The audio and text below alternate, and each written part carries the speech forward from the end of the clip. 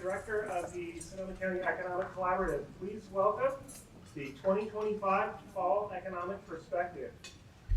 Before we get started, I do want to acknowledge that as an agency that operates throughout the County of Sonoma, we recognize that we are on the ancestral lands of the Coast Miwok, Pomo, and Wapo, who are the original caretakers of this area. We respectfully acknowledge the indigenous peoples who have been stewarding and maintaining relationships on this land as knowledge keepers for millennia. Now, today we are gathering to talk about how entrepreneurship shapes Sonoma County. But beyond that, we are also here to better understand the pain points, challenges, and opportunities around business ownership. Even if you are not a business owner yourself, you play an important role in supporting the vast ecosystem that underpins and supports entrepreneurship locally. We know firsthand how many of you in this room already take that role seriously. The EDC is grateful for our collaborative partnerships with many of you that have enabled us to implement important programming such as procurement workshops, access to capital seminars, and entrepreneurship cohorts in English and Spanish. This supportive role is more important now than ever as we start to see traditional job creation slowing. Entrepreneurship is often the counterbalance to help absorb displaced workers and drive innovation. And it is also a viable way for many to create their own path when other options are lacking. I know from personal experience that this can be an exhilarating journey filled with tremendous highs and lows. And that is why I'm so excited to hear from our panelists today, Kirk, Monica Lopez, Crista Luedtke, and Mariam Martinez about their personal entrepreneurship journeys, with Nico Kinzen leading the discussion. Woo! Woo! I'm a fan too. I'm also looking forward to our keynote presentation from Jeff Belisario, who will round out our conversation with Sonoma County's economic landscape. Now, as you know, many of our programs, including free small business assistance, market and economic research, would not be possible without the support of our foundation sponsors.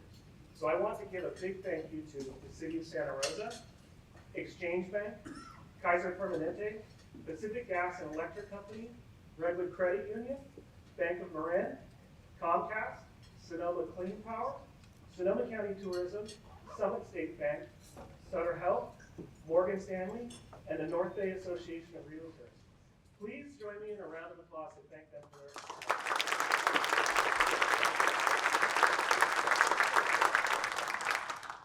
And I'd also like to extend a welcome to the many elected officials who are here with us today.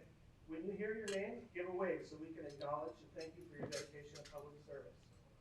Beginning with our county representatives, from the Board of Supervisors, we have 3rd District Supervisor Chris Corsi. 4th District Supervisor James Gore. From the City of Cloverdale, we have Council Member Andre Marquez.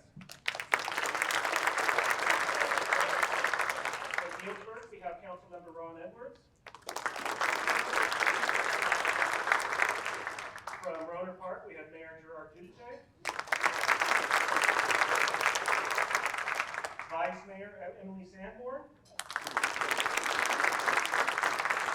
And Council Member Susan Adams. From Santa Rosa, Mayor Mark Stapp. Vice Mayor Eddie Alvarez. And from Windsor, Councilmember Mike Wall. And finally, from Education, from the County Board of Education, Herman G. Hernandez. And from the Lincoln Valley Union School District Board of Education, Jeff Goski.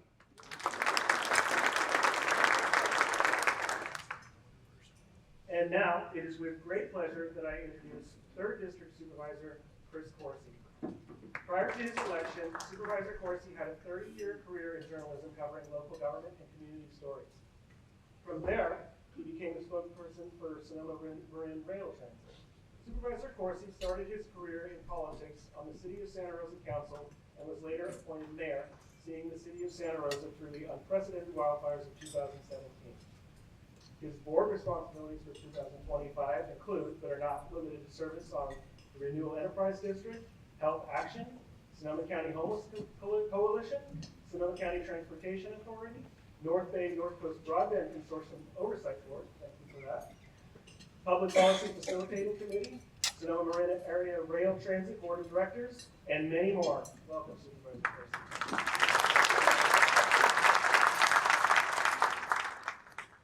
Thank you, Ethan. And just so you don't worry too much, I won't speak as long as my resume was. So it's great to see all of you this morning. You're looking bright-eyed and bushy-tailed. And it's great to be here on the campus of Sonoma State University, one of the great assets of our community. Want to welcome you and want to thank you for being here to talk about what I think is a very exciting program today. You know, usually when we have these type of events, we talk about the big economy, big business trends. We focus on macro. We focus on sectors. We focus on big business.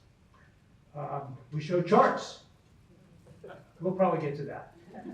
But first, we're going to talk about and hear from some of the individual drivers of our economy, both locally and in the state of California. We're talking about entrepreneurs. We're talking about the innovators of business. We're talking about risk takers and problem solvers, the people who drive California's economic resilience. It's interesting that today we're talking about entrepreneurs because for the last week, that's a word that I've been hearing almost on a daily basis. About a week ago, Ethan and several other organizations in the community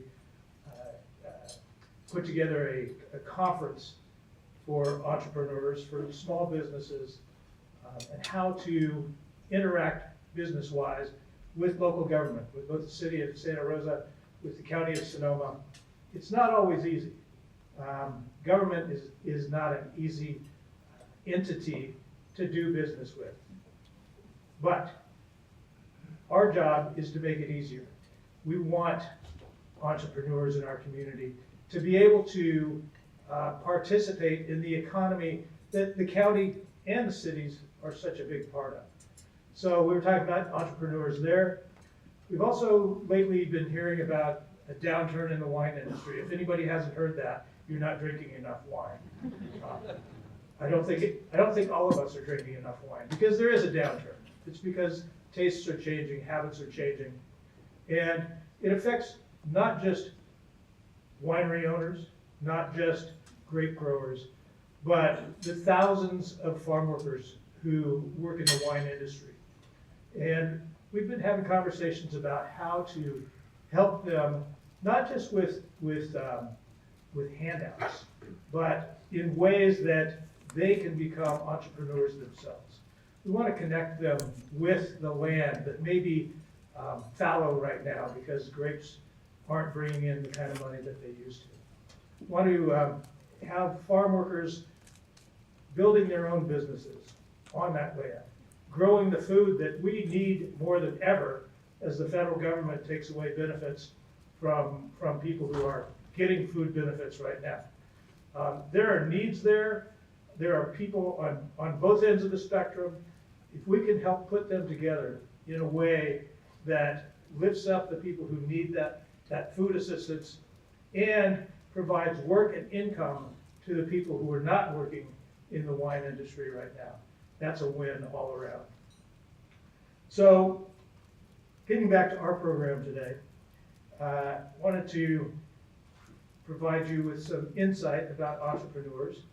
I don't study this stuff. We're going to hear from people who do later on, but I've been given some talking points. So, I want you to know that small businesses created by entrepreneurs help bolster a slowing job market.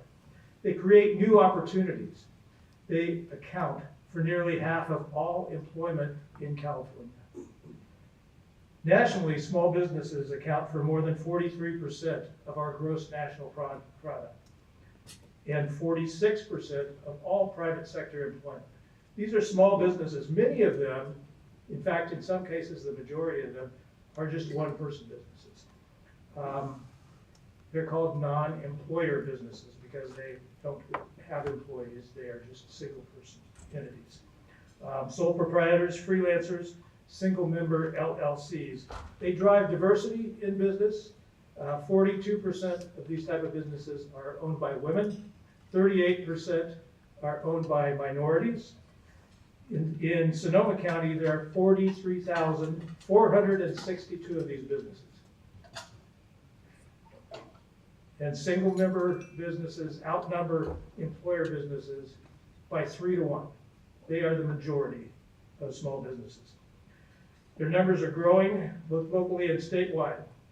So now I'd ask you to join me in celebrating the innovators, the risk takers, the problem solvers, the economic drivers in our midst. Today we celebrate entrepreneurs. Thank you all.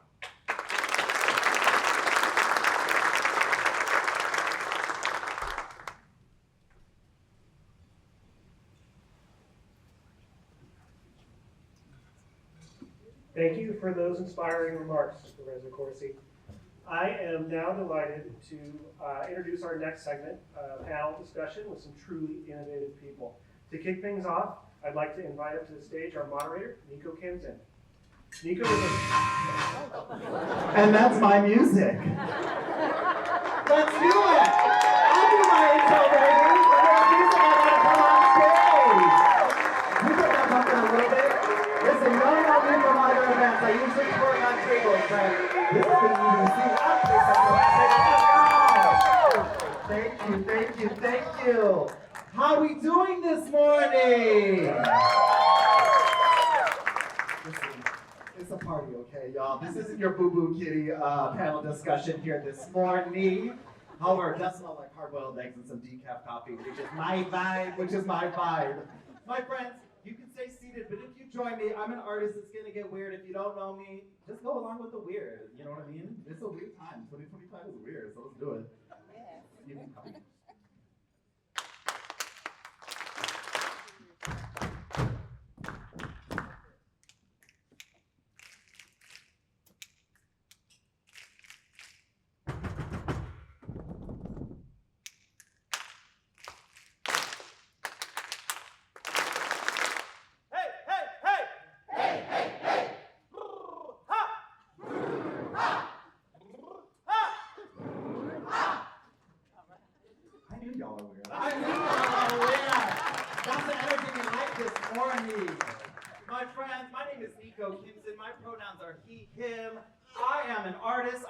Producer, I'm the founder of Kimsing Creative. We're a local Petaluma-based. Petaluma, where you at? That's right, by the river. City by the river. Making Petaluma sound hard. There's nothing hard about Petaluma. What's hard is the prices and all of the schmucks that are around. We're an arts and equity consulting group. We unleash the power of our creative community to inform policy, funding, and design. I'm also a creative director currently working at Six Flags Mexico, where the only question that they ask me is, how many glitter cannons do you want? Which is the only questions I'm equipped to answer in this moment in 2025. I'm your host, MC Bootleg Mario Lopez, for this panel on multi-generational perspectives on entrepreneurship, which means we have some younger, emerging, really good skin panelists coming, and we also have just a little bit older, really great skin because they can afford the money to get facials panelists. You know what I'm saying? Coming up to talk to us. I myself am an entrepreneur. I'm 5 years into Kimsing Creative, owning my own business. So as you can see, a little bit more gray hair, bags under my eyes. Thank you, Kimsing Creative. I love being an entrepreneur. We have informed, to this point, over $100 million worth of policy and public infrastructure in Sonoma County over the course of 30 years as a small business. And I will say, that sounds all cool and amazing to say on a microphone. What you won't see or what you won't cheer at an award show is the 14-hour days, the personal compromises, payroll taxes, creating content, janitorial services, the formation of my S Corp, perfecting the art of contracts, invoices. Entrepreneurs, we do it all, honey. We are the heroes that they've been waiting for, okay? We are I really love working with artists because artists are the creators of culture, and artists work to create things that have never existed before. And that directly correlates with entrepreneurs. Entrepreneurs are called to Nobody comes into entrepreneurship and like, you know what, I would love to work 16-hour days. I would love to be the first one there and the last one to leave, right? We're called to that, right? Called to build a container that people can dream within, our communities can dream within. And really, we are the architects of the local economy. Yes? So we have this idea, we're called to it, we create something, and we are the architects architecting our local economy, which are the ones moving the economy forward, and that in turn moving our communities forward. I'm not saying we're superheroes, but you can call me that if you'd like. Moving on, we have why we're here today. Why we're here today is because we are here to connect and to celebrate. When else, fierce EDC, right? What I hear from working artists all across is, man, if I could just work with other artists, if I could talk to them, learn from them. What are the resources that they're using? What are the models that they're using? AI, software, right? So this is a moment for us to connect. We have some entrepreneurial business baddies in the room, and the moment is what happens in a community that is more connected in advancing our local economy. What a cool thing to have happen, right? Especially in 2025. And so the other question is, we're here to celebrate, right? We know this, leaders eat last. How often do we get shouted down in the support of the work that we do daily, day in and day out? So this is a moment where I'm looking at other baddies in the room and I'm like, we've been through war together, you are doing it, yes, right? Which means more when you see another person that has done the same. So that's what we're here to do. And we're really here to uncover the why in this panel, right? To learn what drives entrepreneurs across generations, what sparked their journey and keeps them going in the game. And the other one, to make it real, the real of entrepreneurship. It's not just glory, it's not just awards, it's not just really cute suits, right? It's the dog in, day out work that we're doing. And so what sparked then to share lessons and tools that they're using now, no matter what industry you're in. And the other one is to bridge the gaps. Identify what resources we have and what resources we do not have, networks, knowledge that helps new entrepreneurs thrive. Does that sound like a fierce goal for our panel today? We got 45 minutes to do all of that. So we're going to do all of that. How we're going to get there, my friends, we have some community agreements. We've invited 4 incredibly vulnerable and just courageous panelists here today to open up their hearts and show us what entrepreneurship looks like, to lift behind the curtain, right? And so as my friend Dr. Daniela Dominguez always says, vulnerability and courageousness. So my question to all of us is, how will we respond to entrepreneurs like us being up here? Can I hear you go, Yeah, oh, I need a louder mood than that. Thank you so much. So they just said something really smart, and you go, Yes, let me hear you go, a little snap. You can get loosey-goosey with a snap if you agree. How about an applause? An applause. Right. This is not Netflix. You're not in your pajamas with your little hot Cheeto fingers at home, okay? We're humaning together in a room, so please, there's no wall here. I'm a live performance artist, please help. So we're also going to embrace non-finality. We're not going to answer all the questions here today around entrepreneurship and multi-generations. We got 40 minutes, right? And then the other one is everyone has gaps, everyone has expertise. That's the beauty of diversity, is that we're all bringing diverse perspectives into one room. So it's not all going to be perfect. So we're going to allow our entrepreneurs to speak in rough draft. Fierce? Cool? Great. Also, we're going to move into the stretch zone. There's going to be moments that are like, oh, that I disagree with that, or oh, that's great. That's what we're here for. That's what we're building the container for. It's a healthy disagreement, healthy alignment, and to say, that person is my vibe. Let me get their business card. Let's create this container together of how we move our communities forward in the local economy. Sound good? Yeah. Okay, let's do it. Bootleg Mario Lopez on the run. We're gonna intro our panelists, and I need just a little bit of love and shout them down where they hear. You know what I'm saying? So we're gonna have our co-owner, a general manager of Bacchus Landing, a curated wine collective in Healdsburg, where she leads hospitality, events, and community programming. She co-founded Aldina Vineyards with her brother to honor their parents' entrepreneurial legacy. She serves on the boards of Sonoma County Vintners, the Foundation, and the Mexican American Vintners Association. Where does she have the time? She also ran over 20 marathons. I can't believe that's real. Please welcome to the stage, Monica Lopez!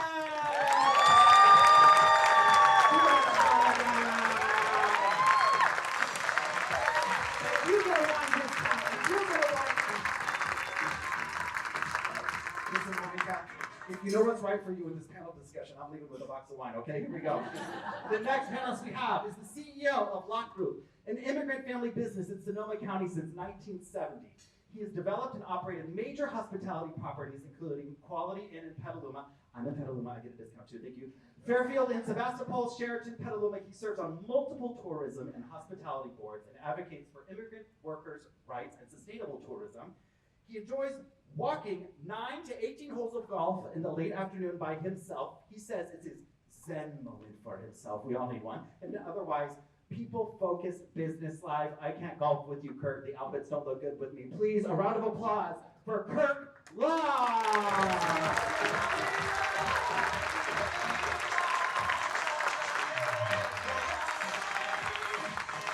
All right, continuing, she is an award-winning chef, hospitality innovator behind Boon Spa, Boon Hotel and Spa, Boon Eat and Drink, and Highlands Resort. Can't wait to get a discount to those two. She reimagined Russian River landmarks and elevated the region's culinary and travel experiences. She's a Food Network champion, y'all, fame, and national culinary judge, featured in the documentary Empire on Main Street. She loves to sip mezcal with friends, same. Loves to sing karaoke, not same, and play drums, and is a sucker for senior dog rescues, double same. Please welcome to the stage, Crista Luedtke!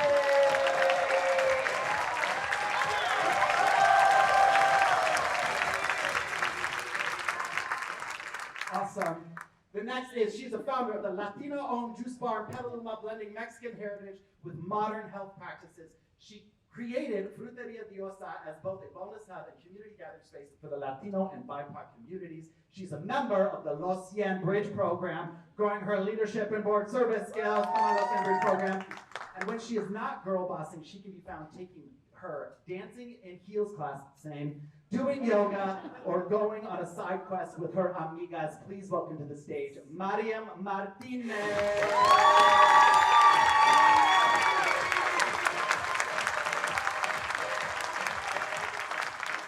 All right, are we ready for this fierce panel?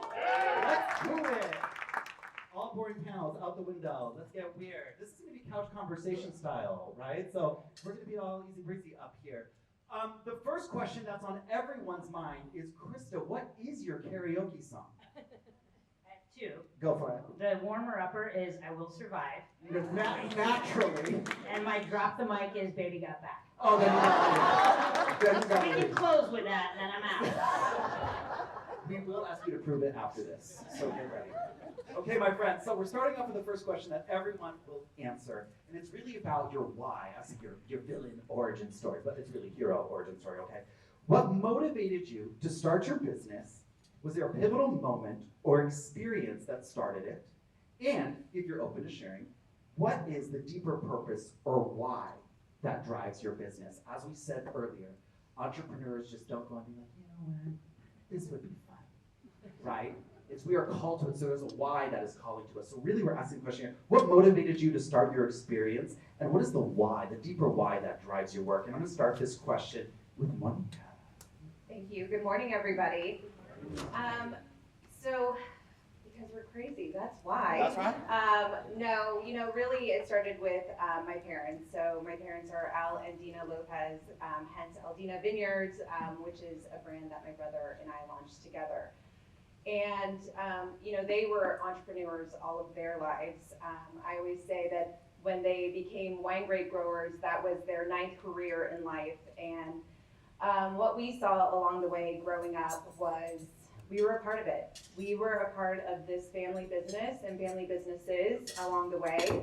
And it really showed us perseverance. And with that, my brother and I wanted to pay homage to them, and that was through our wine label, Aldina Vineyards. And once we started realizing what we wanted our brand to be for Aldina Vineyards, we started looking for a tasting room in Healdsburg, and it was with the intention of having our first brick and mortar. That was our business model, was DTC, direct to consumer, and what we realized quickly is there was not a space for a tasting room for us in Healdsburg. At that time, there was only one tasting room per city block, and there was no availability.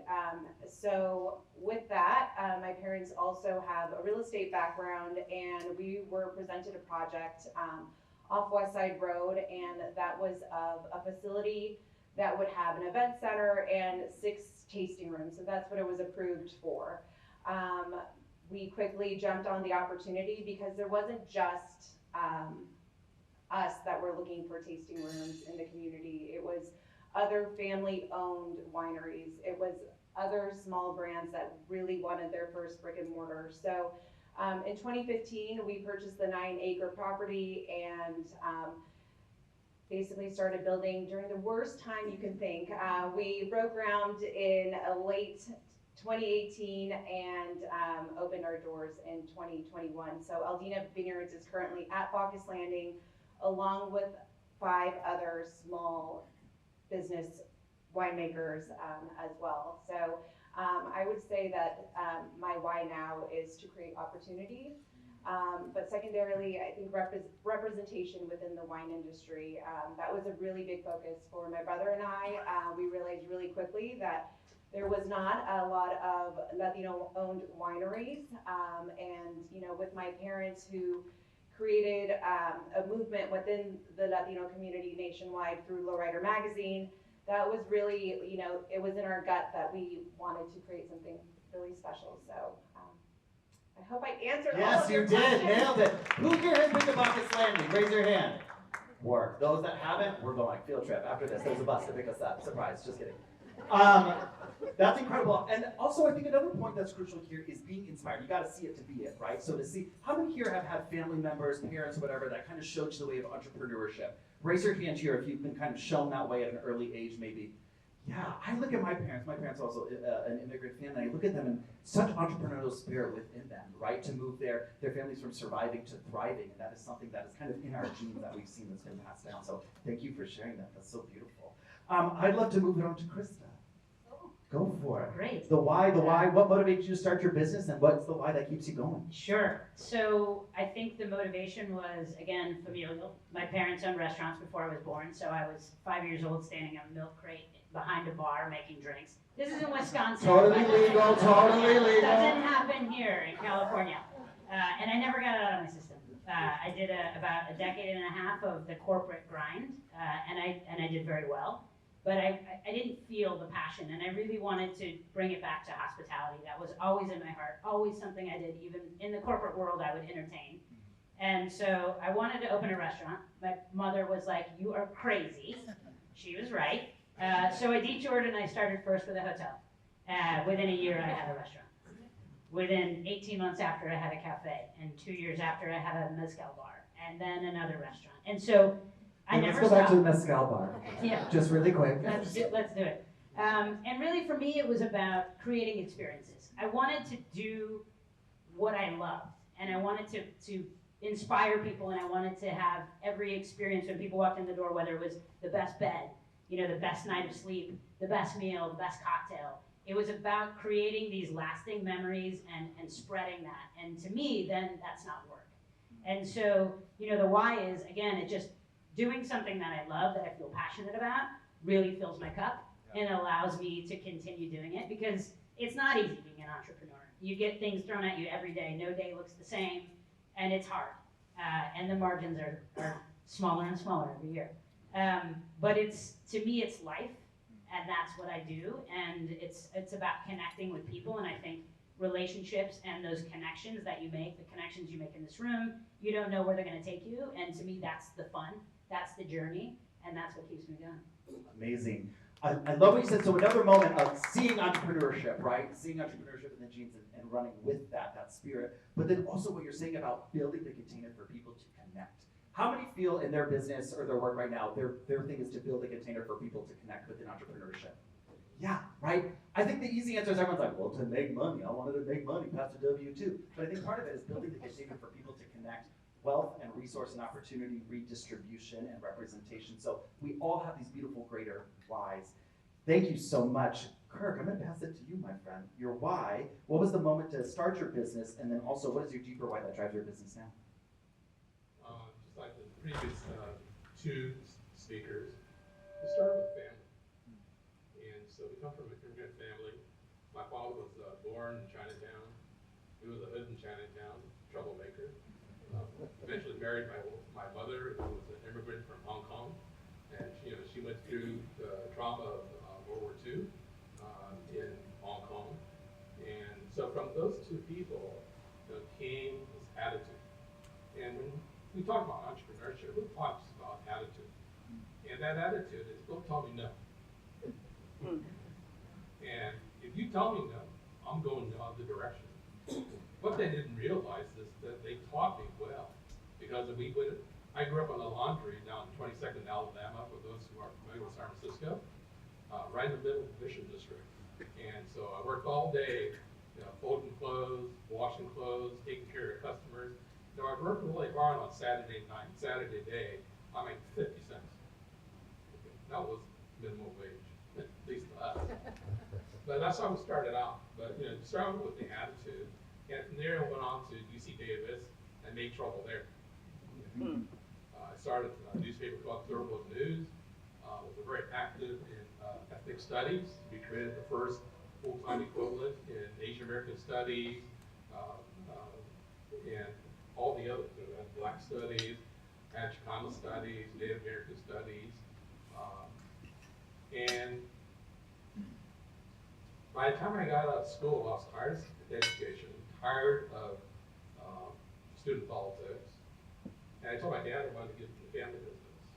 That lasted 6 months. He got tired of me telling him how to manage based on my UC Davis degree. And I think the education teaches us how to manage risk rather than take risks.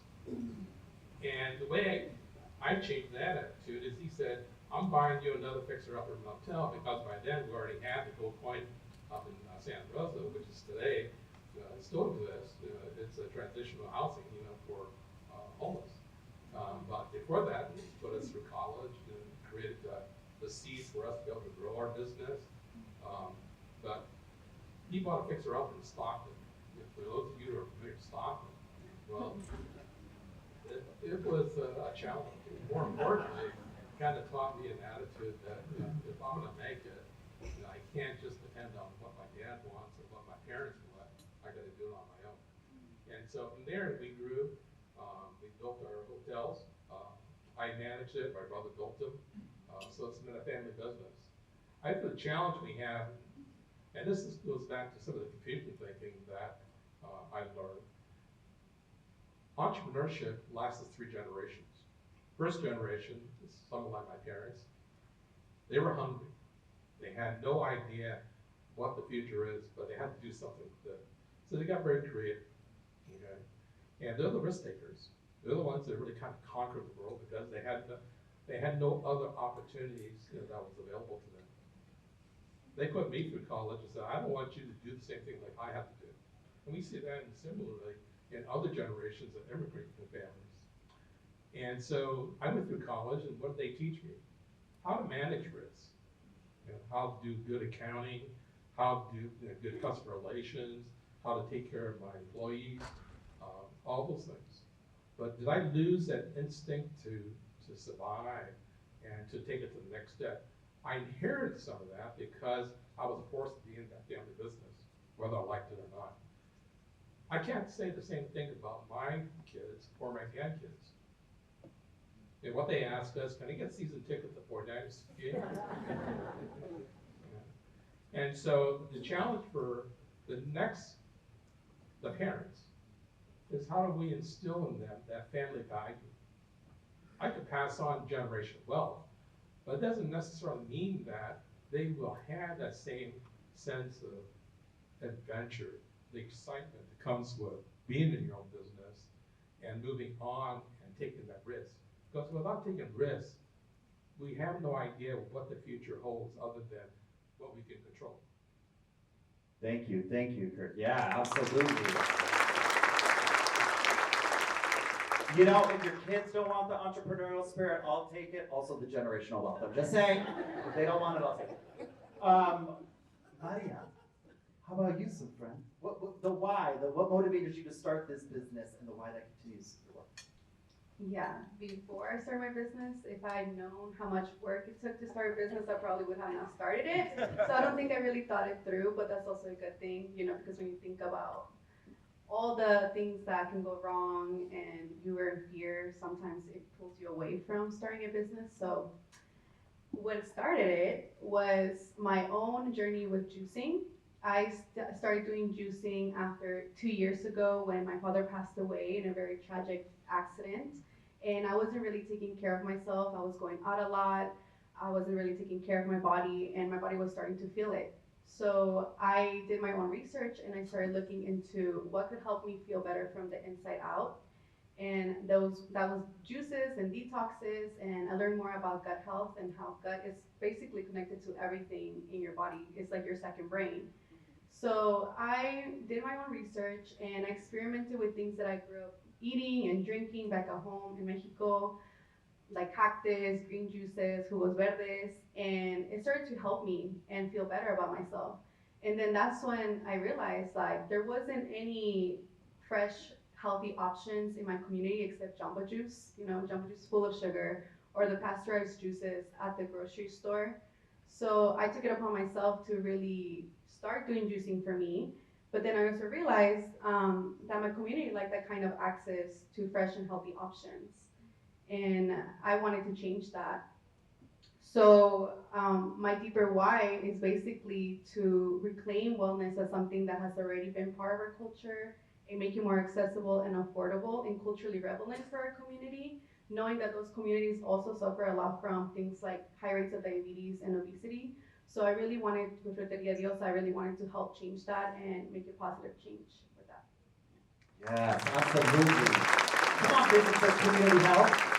I love that. But what you're saying, right? Like all those, the jugos and todo, is in Mexico, it's like on every corner, every street, people use it as a resource to get their nutrients, right? And to see a void of that in our community and to offer that in a culturally relevant way that speaks authentically from who you are. What a beautiful moment and what a beautiful message to say, you know what, I'm gonna build and the admin side to support that community health, right? That's the work of entrepreneurship. Amazing. We're gonna move on to, because it's not all sunshine and roses, we know this. Challenges, failures, learning opportunities. So this question is gonna be for Crista and Kirk, and this is gonna be, what has been one of the biggest challenges or setbacks for you or your business? And then how did you navigate it? What resources, people, strategies helped, or what resources, people did you wish you had to help? Does that make sense? Crista, take it away, friend. Okay. People call me a control freak. I like to say control enthusiast, so feel free to use that.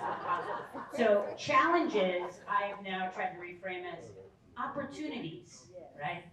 And there have been many over the course of the last 5 years, and I think one of the biggest that we all know about is that C word, COVID, different C word, COVID. I got really nervous. I know. I was really nervous. Like, Crista. Yeah, different. But I think what happened in COVID was a big realization to really, you know, when you're an entrepreneur, and I think many of us, we just get so ingrained in just the day-to-day, we're doing our business, we're head down, we're grinding, and then something like this throws everything into a screaming halt. And you have to sort of step back and really dig down, really get the microscope out, figure out what's working, what's not working, can you do it with less? And that honestly was a big eye-opener for me. I looked at, you know, I was doing 6 dinner services, 5 lunch services, and I went down to 5 dinner services, and I did the same revenue with less labor. And I started to really look at the model. And I think when we talk about this, it's also about sustainability, right? We do these 16-hour days. We're the first ones there, the last ones out. We are the ones plunging the toilet. These are all true things. But that also sets a great example for your team about what you're willing to do to make it work. And I think COVID was a big highlight to really looking at making sure you have the right people, making sure you're making the right smart decisions, not just being open because people are like, why aren't you open for lunch? Well, I can't do it all. And, you know, it's really about being smart, making smart choices. And, you know, if one more person told me, like, you gotta pivot, I was gonna punch them in the face. Pivot, reinvent yourself. And I was like, you have no idea. I mean, I sold vegetable boxes at the front door and toilet paper and rice and all the things. But it also really made me realize and really become close with people in my community and know that if you want your local community businesses to survive, you have to support them. You have to get out there. You've got to make an effort. And I think that that was one of the really big things, but was also listening to people. And I'm not gonna lie, I pivoted back to my corporate career for a hot minute. I was a mortgage broker for many years, and I quickly re-upped my license and was like, I'm gonna sling mortgage by day and pack to go food by night, because there was no money coming in. It was the rent didn't stop, the bills didn't stop, but there was no money coming in. And so you have to be nimble, and I think, as an entrepreneur, remembering that you have to, diversify, and you have to be really nimble and make quick decisions in order for your businesses to survive, because it is a very fragile economy. And that was a big eye-opener, and it's made me really rethink and reshape how I look at new businesses, and I have started new businesses post-pandemic. And it's about, again, aligning yourself with the right people in your community, hiring the right people, making the right choices. And I always try to surround myself with people smarter than me, which is really hard.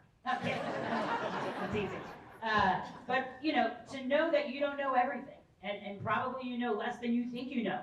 And so really leaning on other pillars in the community and reaching out to people and not being afraid to be vulnerable and ask those questions is what really, I think, has kept me in business as long as I've been in business. And it also, makes you more compassionate as an employer. And I think, the fact that most of my employees have been with me for many, many years, speaks volumes on how when people say, oh, you work for Chris, I say, no, they work with me. No one works for me. We work together. We're a team. There's no hierarchy. It's about doing the work together and lifting each other up. Yeah, I'm also plunging toilets here, right? It's like, you can't work on that. Yeah, incredible. A couple of things I want to uplift in there that is so people think, they say like the obstacle is the homage to the artist or entrepreneur, because we will always find a way, right? And I love kind of that innovation, and really innovation starts in our local economy with the entrepreneurs. Of how many, raise your hand here, how many businesses survived COVID and went through it, you had to adapt and adjust and yes. Yeah, I see the hands are like raising up like this. Exactly, we have found a way, right?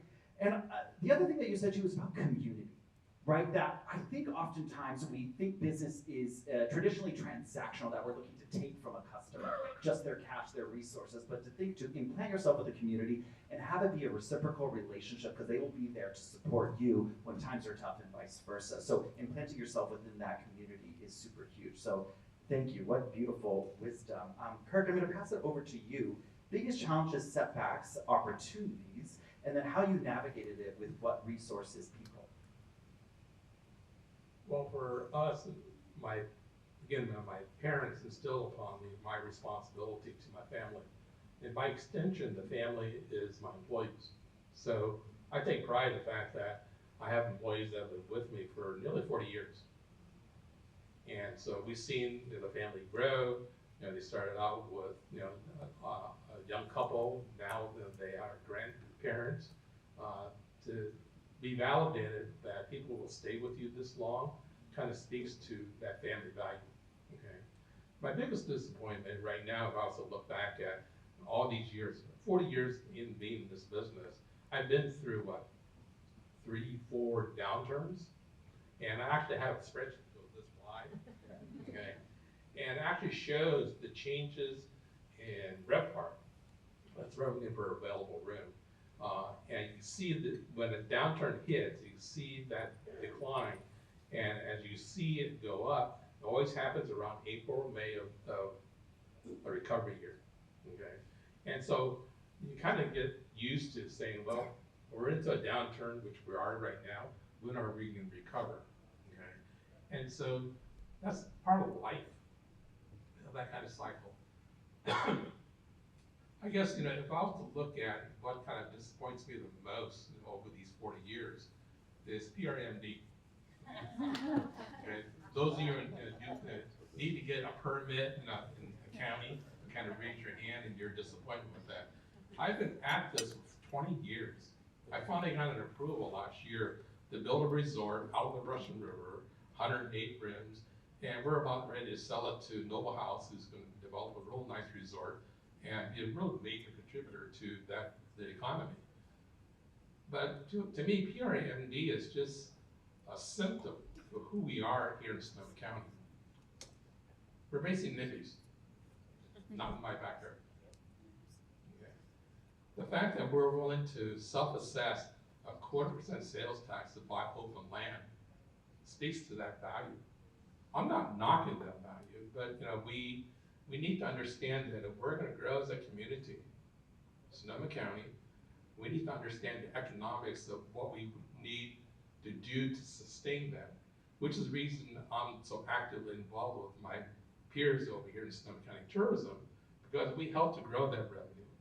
We bring in visitors, and they leave a little bit of garbage, but they leave a lot of money. But collectively, the other things that we need to do as residents of Sonoma County is, how do we sustain that value of being a proud community member of Sonoma County? And we need to continue to grow for the next generation of entrepreneurs, because they're the ones that's going to create the jobs, create the new opportunities, change some of the ways that the consumer is changing, especially on buying food. My challenge to the winemakers, and there's two young ladies who opened up a small wineries. They're Chinese, and they're looking to create wine for that Asian palate. Okay, how many of you folks are looking at creating wine for the Asian palate? Okay. We're talking about 2.6 billion people in the world, just in China and India. Are we doing anything about that? No. Anyone has developed a wine that goes good with bitter melon and pork? Or how about braised pork shank with black vinegar? Okay. I was like, this is the collab we've been waiting for. This is the collab we've been waiting for. But this is an example of where change really becomes exciting, at least in my mind. I talked to you about the Latino palate or the Asian palate. Those foods are here amongst us. That's what defines Sonoma County today, is the whole new food excitement that created, that put us on the map now. Okay, let's marry the two, wine and food. So I think the opportunities are there. We just need to get other people excited about them. Yeah, awesome. Give it up for Robert. I'm going to move us on to this next question, which is more personal, right? Because I think entrepreneurship, everyone's like, it's not personal. I'm like, baby, it's kind of personal a little bit. I spent all my life, I spent all my time building this business. So in entrepreneurship, we're talking about life-work balance for entrepreneurs. Oh well. Entrepreneurship, having your own business can easily take over every part of your life. Ask my husband. How do you create, this is the question, how do you create balance and protect your well-being while running your business? And why is it important to do that? I think we've all had our own journey with this question. But it's really about life-work balance and how do you create balance and protect your well-being, and why is it important to do that? I'm going to start this question off with Mariam. Thanks. Honestly, I'm still trying to figure that out. Raise your hand here. Who's still trying to figure out life-work balance? Yeah. Okay, that makes me feel much You're better. in good camp. And the reality is because I'm barely starting my business. My business is a year. It's my little baby, and a month and a half opened as a storefront. I was doing markets for a year, and then we just opened a storefront, which is a whole other world. Can we do applause for that really quick, that journey? Here, let's go, Mariam. You need a Thunderdome now, okay? So, like I said, I'm still trying to figure it out, but I did find that doing small acts of self-care really go a long way. And that goes with doing things like making sure that you're feeding your body, making sure that you go on walks or taking deep breaths, a lot of deep breaths. Let's take one right now because it's a lot. It's a lot navigating a day-to-day as an entrepreneur. A lot of things can happen. A lot of things can go wrong that you don't expect. And self-care doesn't always have to look like going to a spa day or having long baths, because no one has time for that. Honestly, I don't have time for that. But it is important to do it. But I'm talking about self-care in small ways that you can do in your everyday life. And also because we need to prioritize our bodies in order to do the work that we do. And we can't abuse our bodies. So it's important that we find ways to regulate our nervous systems throughout the day and do self check-ins, because that's what has helped me so far. And also I have a hobby. I love dancing in heels, like it was mentioned, and that allows me to connect with people in different ways and connect myself with different parts of my identity and build community outside of my work. Because you can't have your work be your only identity, you know. So that's what has helped me. But self-care hasn't always been easy. I think the journey of self-care is also unlearning a lot of things that we grew up with. I'm Latina, and within the Latino culture, self-care doesn't exist that much. Often self-care, overworking yourself is glamorized, and slowing down is seen as a bad thing.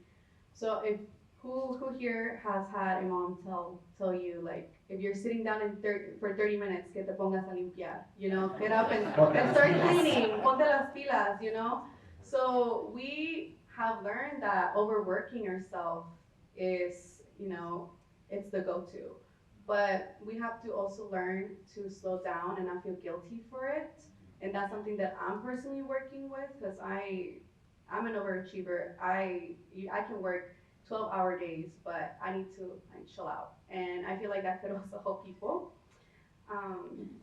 So part of taking care of yourself is also related to your creativity, energy.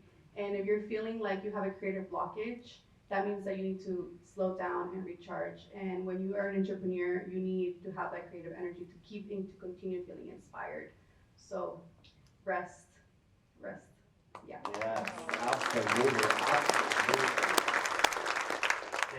Thank you. Moving on to Monica, life-work balance, what's that look like? Non-existent. And I think that's probably true. It is probably non-existent in my life. What I will say is being resourceful. It has been really, really helpful for me personally. And what that means to me is, you know, I am also a mother, and you know, yesterday will be the example of my son telling me that he volunteered me to bring apples and strawberries for school today. And For today. Told me yesterday. We want to make sure it's last minute. Thank you, child. And so, you know, I am a mom in 2025, and thank God for Instacart and being resourceful, you know, and being the hero of the day today. But you know, I think Crista said it. We are the first ones in. We are the last ones out, and plunging toilets as well, or cleaning them, or all of the above. And mine is buffing glasses. But what I will say is the time that I do take to myself is running. I have ran over 20 marathons because I'm crazy, but also I think the reason why I run the marathons is because I have to carve out time to train for them. And so that is where I feel like I find a little balance, and also running is cheaper than therapy. So that I'm serious, it is. And so everyone's like, why do you like to run? It's like, I'm not sure I really like to run. But I like the way my brain feels. It's when I'm able to decompress and also start those creative juices and shift my energy. And I'm always the happiest when I am running. So, and I have not ran a marathon this year, but I'm gonna do one next year for sure. So. I always see marathon runners. I'm like, what are you running from? Do you need help? What's happening? It's a lot of help. My own thoughts. Yes. I'm running from my own thoughts. Yeah, incredible, amazing. We're gonna move on here to, well, you know what? Because I am the bootleg Mario Lopez and I can do whatever I want, I'm gonna come into the audience and I'm gonna ask, we have some entrepreneurial genius in this room. We're talking about life-work balance. I'm gonna come at you. If I put the mic in front of your face, you can say no, please, and I'll still ask you. But it's about what are some tips, tricks? What do you do, life-work balance, right? When we're talking about how do you take care of yourself in working 12, 14, whatever that's asked of us within our workday. But what is something simple? We have marathons, we have hobbies. If eating and drinking with friends is a hobby, then sign me up, I have a hobby. But we're gonna just crowdsource in the room super quick here. So I'm coming to Prince because you're the closest and you're the power business too, and I'm down with it. What's your name? Janelle, life-work balance, what's something that you do to kind of care for yourself? Oh, I have to get up very early to do it, but I walk the dog every morning up the hill, try to make it to the gym a couple days a week, and I love to bake. Oh, what a great balance. Walking uphill and baking. I love it. Equalizer. Thank you. Absolutely. Exercise. How many here are people exercise is your thing? You're like, I need to get out. I need to, you with the biceps. Yeah, you scared me. Absolutely. Absolutely. That feels like your thing. How about you, sir? What's your name? Lerma. Awesome, Al. And what is your thing? What do you do to kind of care for yourself? Well, I wake up every morning. Believe it or not, I like to wash all the dishes that are in the sink. That relaxes me, and it helps my wife. And then I put on a nice pot of coffee, Pete's, every morning. Are you in Petaluma? Any chance that you need another kitchen to clean in the morning time to help you de-stress? You let me know. That would be really great for me. My Los 100 table, my bridge program table over here. You know I'm coming for you. You already felt it. You already felt it. What's your name, friend? Idalia. Idalia. And what is something you do to care for yourself? I love going to the movies by myself. Yeah, self-date. Movie self-date. I love this.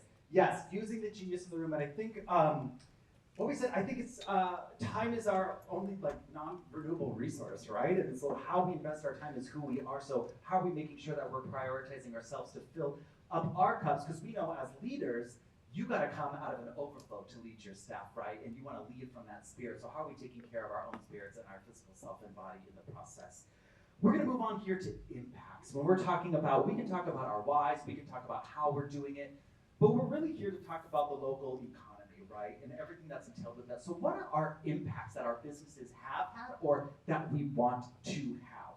And so what impact has your business had so far, whether it's financial, cultural, or building community connections? And what impact do you hope to create in the future? So this is a question that I'm going to ping back on Kirk here to start us off. But what have your impacts been, financial, cultural, whatever you want to share about your business, and what do you hope that your impact is in the future? I would say my greatest impact is that sense of family cultural values. It's embedded in us, it's embedded in our employees, and so the continuation of that continuity, ensuring that families are important, they keep us grounded as individuals.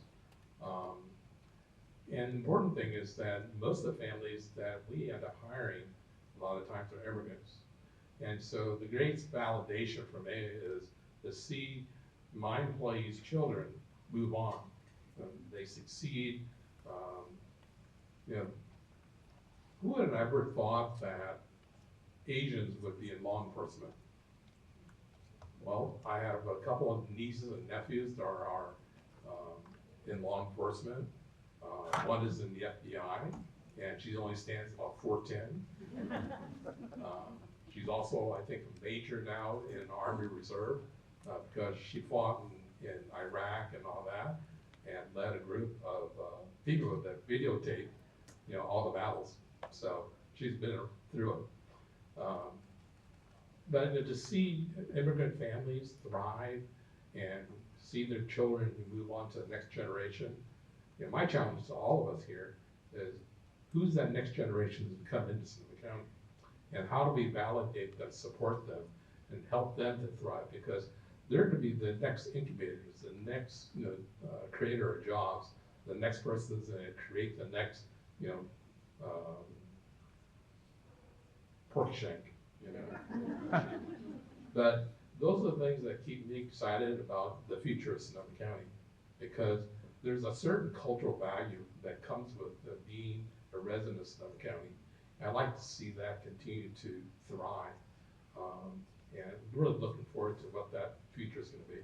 Thanks, Kirk. Yeah, I think what's so incredible about that is this generational thinking, right? I don't know about you, Mariam, but me, I'm 5 years in and I'm like, oh, I gotta make payroll, I gotta do all these things. But to have the generational perspective and to have lived through multiple challenges, as you were kind of saying, those dips and the depressions within the economy, but to be able to see farther and how do we be architects for the next generation that's coming in is truly generational thinking, and that's super inspiring for me 5 years in to kind of realize it's not just immediate now, but how are we architecting for future generations to come alongside us and push us out. You know what I'm saying? Because I need to retire.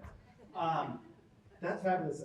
Mariam, I'm gonna ping it over to you. Impacts that your business has made so far, and then what are the hopes that that your business has? So I believe that my business so far has created a cultural and community impact by reintroducing wellness through the Latino perspective. You know, I believe that I'm not really doing anything new. I'm just reintroducing and amplifying what already exists within my culture. And honestly, like wellness, before wellness became a trendy thing, our Latino community has always been health conscious. You know, we have been able to consume fresh juices, smoothies, cut fruit from our local vendors, street vendors, mom and pop shops. So, and also, you know, traditional medicine as well. But being in the United States, it hasn't always been like that. There's a lot of food deserts that are here that don't allow us to have access to fresh and healthy fruits and vegetables. So my business is helping target and help bring a solution to that problem. I also am very intentional with my business right now. I have a juice bar, so I'm very intentional in uplifting and creating spaces for other Latina-owned businesses. Everything in my business is Latina-owned. I'm a little bit biased, but from the protein cookies that we sell to the vendors that we have inside our business to the artwork, everything is Latina-owned. And for me, that is very important to highlight as a fellow Latina, being in a very male-dominated industry, to help the girlies out. You know, we need to help each other out, because if we help each other out, then we rise together. And that is the whole point of uplifting and creating connections and sharing our resources. So for the future, I hope to diversify the wellness industry. My long-term vision for Fruteria Diosa has always been to create a multifunctional juice bar. And my business model is basically to have a for-profit and nonprofit business. The for-profit would be the juices, and the nonprofit would be having a thirst space for our community to come and take care of ourselves physically, mentally, and emotionally, whether that be through like a yoga class or a sound healing meditation or anything that the community needs at that moment. That's my bigger hope for the future. And in creating that space, I hope that we have more safe spaces and accessible spaces for our community to take care of ourselves. So that's the reason. Amazing. Thank you, Mariam. And I love what your kind of business model, right, you're talking about. But we're talking about healing community through juice, through your business, right? So the vision of your impact is around community connection and healing, and how we do that through a business model that supports that, which is amazing and beautiful. My friends, we are almost to the end here, but I've asked our panelists, because we're not being transactional, we're not just taking from them. This is a moment for them. And I'm going to give us 30 seconds, panelists, so get ready, okay? So get that, leave out here. What is one key ask you would make of this community? We have about 200 plus entrepreneurs, business folks here in this room. They're all gathered here today. We are all entrepreneurs. What is one ask you would make of this community or your fellow entrepreneurs that would help you realize your vision for your business? So what is one key ask you would make? And I'm going to start with Crista. Just because I make eye contact. It's your fault. Never look at me. I want your jacket, you want my jacket. Yeah, exactly. We're changing wardrobes. We have a costume change after this. To repeat from before, I think the biggest ask is to all of the community, continue to support the businesses that you love in your community, because that is everything. And then to the government officials in the room, it is to help small business be able to succeed more easily. There is so much red tape. We are held to standards that big corporate things are held to. And I tell you, I mean, to bring up PRMD, I mean, there's a reason people don't go for permits. It's a pain in the, but there's so many things that are so difficult that don't need to be that difficult. And if there could be some way to really helping small business owners do it, because it's so hard that it really, like you said, if you had known what you know, you wouldn't have done it. I mean, if you dig too deep into what it's like, you're going to run the other way. But I think if we can continue to support each other and create these forums, that is everything, because knowledge is key. It is money. It is how we succeed. So help each other out. Yeah, awesome. Thank you, Crista. Mariam, I'm going to pass it to you. 30 seconds. What is one key ask you to make in this community? Here I go. So I am asking that if you believe in creating healthier alternatives for our community, that you think of Fruteria Diosa. And if you believe in my mission and want to support a small-owned, Latina-owned business, and you want to keep your money locally, that I am looking for people to invest in my business and also invest in me and in my growth, and whether that be through mentorship or collaborations or sponsorships. I am open to it all, so we can talk after this. Or if someone can help me figure out my QuickBooks, that would also help. What is that? Please, help a girl out. And I said, I'm not self-made. I always said this. I am community-made. So with the help of my community, I am here, and I would not be able to go where I want to be without your guys' help. So if you guys want to help out, let me know. Oh, wow. Drink more juice. Kirk, I'm going to pass it to you. What is one ask? My ask to all of you, are you ready for a $30 an hour minimum wage? If you aren't, you better get ready for it. So that's my reality. Was it only a year ago, the state mandated that fast food be at $20 an hour. We adapted, okay? Today we'll adapt to the $30, which is coming around the corner. So the opportunity lies in how do we adapt with using technology. A lot of people are talking about AI, but I just heard one key speaker of the technology about AI. He said, AI is a liar. Now, why is it a liar? Because it tries to please you. Okay, you know, it already knows how you behave, what are your values, what do you like or don't like. So when you ask this a question, is this really the true answer that you want? So think of it as your assistant, but your assistant also wants to kind of lie to you to please you. So ultimately, you need to be the final arbiter of, is that the right answer? So think about $30 an hour. That's here tomorrow. Are we ready for it? And how do we build alliances so that we can persevere through that? Monica, how about you, friend? What does one ask you make of this community? I'm part of the drink wine campaign, so drink more wine. No, I think what we have established at Bacchus Landing is really also a community hub, and that's for the nonprofits and for-profits. But it really has created a space for, which I'm sure is why a lot of you have been there, is for an event. And so when we're opening up Bacchus Landing, I never thought it would have to be an event space. I had to pivot.